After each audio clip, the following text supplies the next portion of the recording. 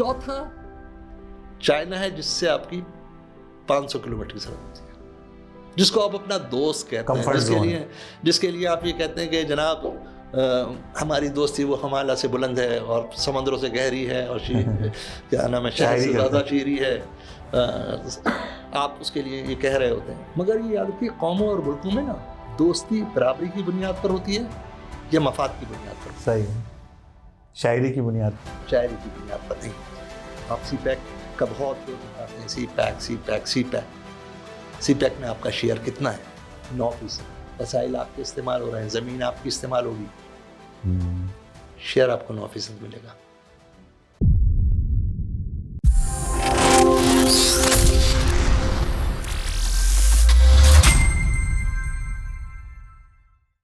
मजे की बात बताऊं आपको, आप गांधी को ले लें, आप नेहरू को ले लें, आप अबुल कलाम आजाद को ले लें, तीनों कायदे आजम को बेहतरीन लीडर मानते थे। सही, बहुत खूब। तीनों कायदे आजम की सियासी हिकमत अमली, दानिशवरी के कायल थे। ठीक है।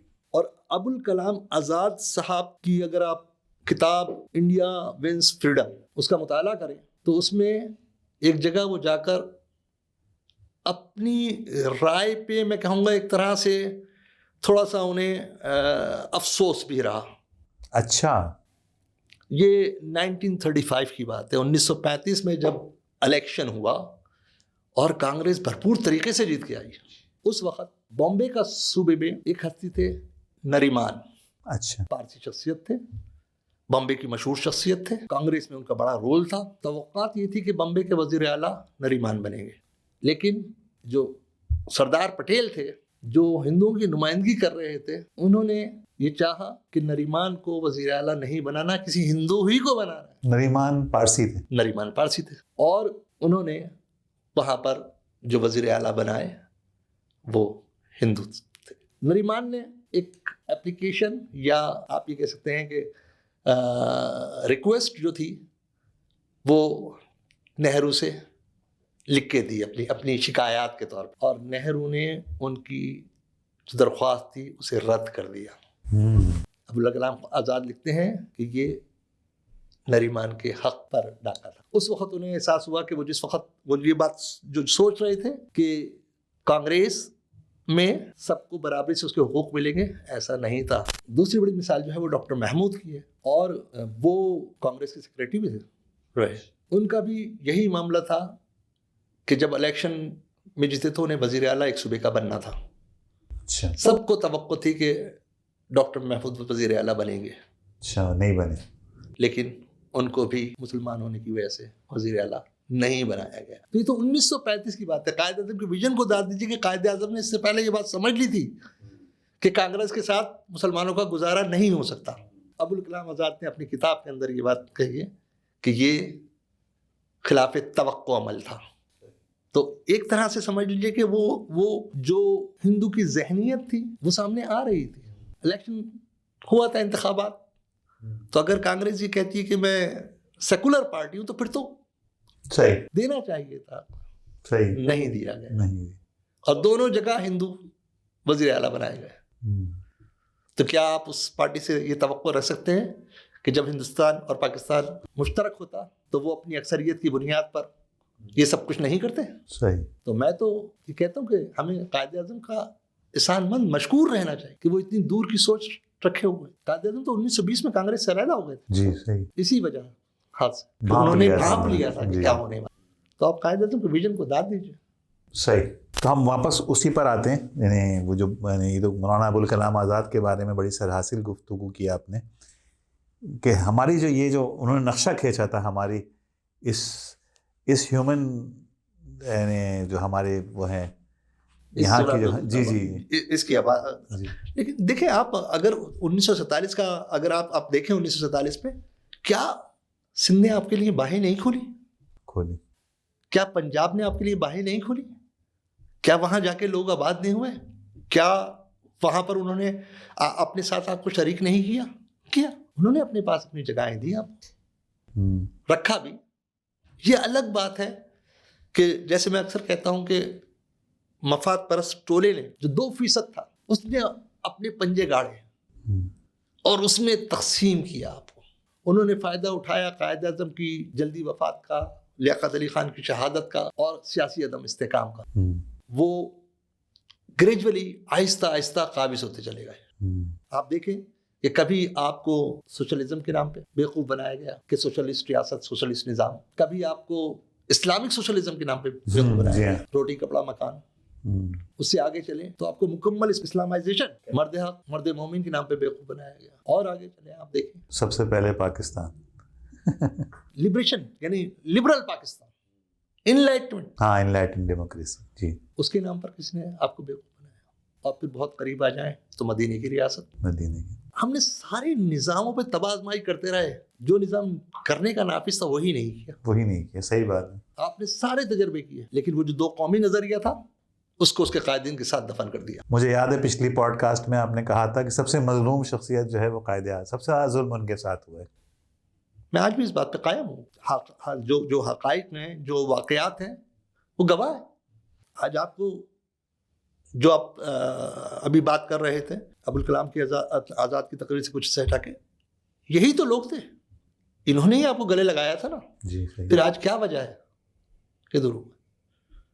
کیونکہ ہم دو قسم کی سازشوں کا شکار ہیں.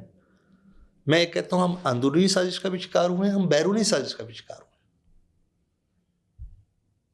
اندرونی سازش میں وہ 2% مفاد پرست طبقہ ہے جس نے یہ مختلف نظاموں کے نام پر اس ملک کو اور اس ملک کے وسائل پر قبضہ کیا اور 98% عوام کو یرغمال بنایا. تو دوسری طرف اگر ہم اپنے جغرافیے کو دیکھیں تو آپ کو اندازہ ہو جائے گا کہ ہمیں کس قسم کے حالات کا سامنا ہے. پاکستان کی زمینی سرحد آپ کو معلوم ہے کتنی ہے؟ 6,500 کلومیٹر کی. 6,500 کلومیٹر، ٹھیک ہے. زمینی سرحد ہماری 3,000 کلومیٹر انڈیا سے ملتا ہے. ہمارا آدھا. دیکھیں لوگ غلط سمجھتے ہیں کہ ہندوستان آزاد ہوا. میں کہتا ہوں پاکستان کو آزادی ملی تھی، پاکستان آزاد ہوا تھا، ہندوستان تو اپنی جگہ قائم تھا. صحیح، بالکل لاجیکل بات ہے. تو آپ کا ایک پڑوسی جس کے ساتھ آپ 75 سال سے جنگ کی حالت میں ہیں، یا جو آپ کے لیے سب سے بڑا خطرہ ہے، سردرد بنا رہتا ہے، اس کے ساتھ آپ کی سرحد 3,000 کلومیٹر کی ہے. دوسری بڑی سرحد آپ کی افغانستان سے ملتی ہے 1,250 کلومیٹر، جس نے پاکستان کے قیام کے وقت کی مخالفت، جس نے، میں آپ کو یہی بات کہتا ہوں کہ یہ وہ ملک ہے جس نے پاکستان کے قیام سے لے کر آج تک حقیقی دل سے، سچے دل سے قبول نہیں کیا آپ کو. تیسری سرحد 950 کلومیٹر کی آپ کی ایران کے ساتھ ملتی ہے، اس کے اپنے مسائل ہیں، جس کے ساتھ آپ کے کچھ مذہبی بنیادوں پہ مسائل چلتے رہتے ہیں، کچھ بلوچستان کے ساتھ مسائل چلتے رہتے ہیں. تو 3 پڑوسی تو آپ کے وہ ہیں جن سے آپ کے اچھے تعلقات نہیں. 3,500 950 3,000 کلومیٹر آپ کی، اچھا 3,000 انڈیا سے، افغانستان سے 1,250 کلومیٹر، 4,250 اور 900 ایران سے. جی. چوتھا چائنا ہے جس سے آپ کی 500 کلومیٹر کی سرحد ملتی ہے، جس کو آپ اپنا دوست کہتے ہیں، جس کے لیے آپ یہ کہتے ہیں کہ جناب ہماری دوستی وہ ہمالا سے بلند ہے اور سمندروں سے گہری ہے اور کیا نام ہے، شہر سے زیادہ شیریں ہے. آپ اس کے لیے یہ کہہ رہے ہوتے ہیں. مگر یہ یاد رکھیے قوموں اور ملکوں میں نا دوستی برابری کی بنیاد پر ہوتی ہے یا مفاد کی بنیاد پر ہوتی ہے. صحیح، شاعری کی بنیاد پر، شاعری کی بنیاد پر نہیں ہوتی ہے. آپ سی پیک کا بہت شور مچاتے ہیں، سی پیک سی پیک سی پیک. سی پیک میں آپ کا شیئر کتنا ہے؟ 9%. وسائل آپ کے استعمال ہو رہے ہیں، زمین آپ کی استعمال ہوگی، شیئر آپ کو 9% ملے گا. صحیح. تو وہ جو لوگ اس ملک پر وسائل پر قابض رہے یا کسی بھی طرح انتظامیہ میں آئے، وہ ویژنری نہیں تھے. انہوں نے اپنی ذات اور اپنے خاندان کو پروان چڑھایا، 98% عوام کو نہیں دیا. صحیح. اچھا ڈاکٹر صاحب، آج 1 جنوری 2025، اس وقت ان سارے سینیریو کی روشنی میں ہم نے ساری باتیں ڈسکس کی، مسائل کی بھی ڈسکس کیے، مسائل کی وجوہات بھی، ہم نے جو نعمتیں پاکستان کو، جو بلیسنگز ہیں ان پہ بھی ڈسکس کی. آج آپ پاکستان کا کیا مستقبل دیکھ؟ میں نے آپ کو پہلے بتایا کہ میں تو احمد ندیم قاسمی کی نظم کے ساتھ ہوں. ہاں یہ تو آپ نے شروع میں ہی کہہ دیا. اور مجھے پورا یقین ہے اس بات کا کہ جس قوم کے پاس 60% سے زیادہ نوجوان ہو، محنتی ہو، محبت کرنے والا ہو، باشعور ہو، اور جو اب آواز اٹھانا بھی سیکھ گیا ہے. ہاں ووکل ہے اب تو، اور ہاتھ میں اس کے ٹوٹا ہوا موبائل ہے اور قیامت ڈھا رہا ہے اس کے ذریعے. وہ بس صرف اگر ضرورت ہے تو کسی رہبر کی ضرورت ہے، رہنما کی ضرورت ہے. ہمیں نیتوں کو درست کرنے کی ضرورت ہے. صحیح. سب سے جو بات میں اکثر کہتا ہوں کہ اصل میں پہلے بیماری کی تشخیص کرنی ہے. آپ کی بیماری وسائل نہیں ہے. صحیح. وسائل کی قلت نہیں ہے بیماری. صحیح. ہماری بیماری لوگوں کا کم ہونا یا صحیح یوں کہیے کہ آپ کو HR نہیں ہے، ہیومن ریسورسز نہیں. ہیومن ریسورس ہمارا اپنا کیپٹل ہے بہت بڑا. صحیح، پلس پوائنٹ ہے. Class point. اصل بات ہماری نیت کی، نیت درست کی. صحیح.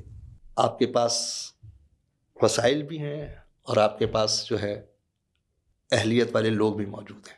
صحیح. کوئی امکانات نظر آتے ہیں اس ہیومن ریسورسز سے ان سرکمسٹانسز میں لیڈرشپ کے ابھرنے کے؟ مجھ کو تو نکال دیں آپ.